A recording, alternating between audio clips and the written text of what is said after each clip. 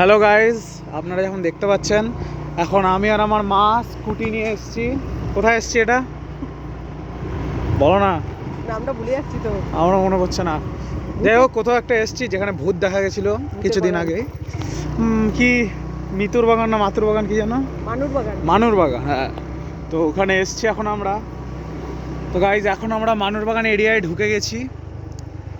দেখতে পাচ্ছেন কোনো ভূত ফুত যেমন নেই। আমি ভিডিওটার দিকে তাকিয়ে নেই, যদি কেউ স্পট করতে পারে নিশ্চয়ই বলবেন। এই দেখেন মানুর বাগান। জানি মানুর বাগান বলতে আপনারা শুধু অন্ধকার দেখতে পাচ্ছেন, আমার দোষ না সেটা।